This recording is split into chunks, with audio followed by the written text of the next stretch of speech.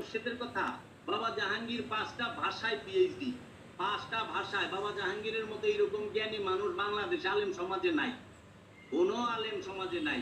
উনি আরবি ভাষায় সর্বশ্রেষ্ঠ একজন জ্ঞানী, উনি ফার্সি ভাষায় সর্বশ্রেষ্ঠ একজন জ্ঞানী, উনি উর্দু ভাষায় একজন জ্ঞানী, উনি হিন্দি ভাষায় তার দক্ষতা এবং ইংরেজিতে তার দক্ষতা। এবং বাবা জাহাঙ্গীর যে 28টি কিতাব লিখেছেন সুফিবাদের উপরে, পৃথিবীর সর্বশ্রেষ্ঠ সুফিবাদের কিতাবগুলো হচ্ছে বাবা জাহাঙ্গীরের 28খানা। আপনাকে অনুরোধ করবো আপনি বাবা জাহাঙ্গীরের কিতাবগুলো সংগ্রহ করে আপনি পড়ে দেখবেন। কারণ বাবা জাহাঙ্গীরের কিতাবে দর্শন সম্পর্কে আলোচনা করা হয়েছে, কোরআন দর্শনে যে মূল কনসেপ্ট, মূল বিষয়গুলো সেইগুলো সম্পর্কে আলোচনা করা হয়েছে।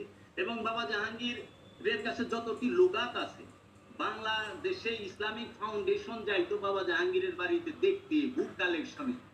ইসলামিক ফাউন্ডেশনের যদি বিজ্ঞ কারোর সাথে পরিচয় থাকে আপনি জিজ্ঞেস করে দেখবেন, পৃথিবীর সারা বাংলাদেশের মধ্যে বুক কালেকশনে বা কিতাব কালেকশনে বাবা জাহাঙ্গীর হচ্ছে তৃতীয়।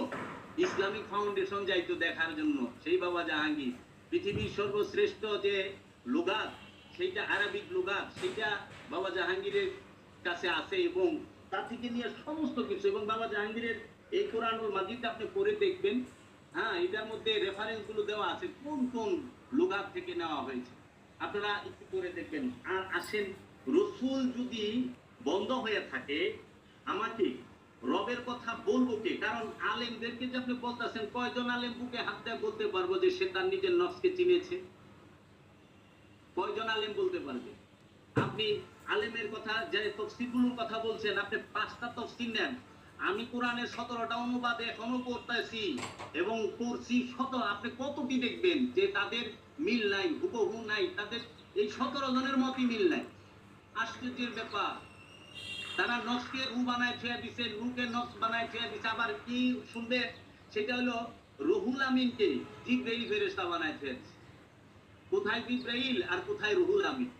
রুহুল আমিনকে আর জিবরাইলকে যাদের রেফারেন্স দিলেন ইবনে কাসির সাহেব ওইটাই করছে, রুকে নয়। এবং ইবনে কাসির সাহেব মুমিনকে বিশ্বাসী কইছে, মুমিন আর আমানুরে এক কইরা ফেলাইছে।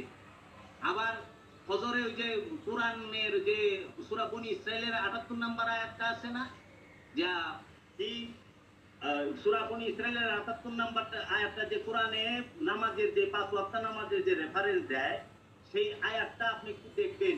ওইখানে আছে সালাতের কথা একবার, সালাত শব্দটা আছে একবার, কিন্তু ওইখানে সালাত শব্দটা কতবার উচ্চারণ করছে সূরা বনী ইসরাইলের 78 নম্বর আয়াতে।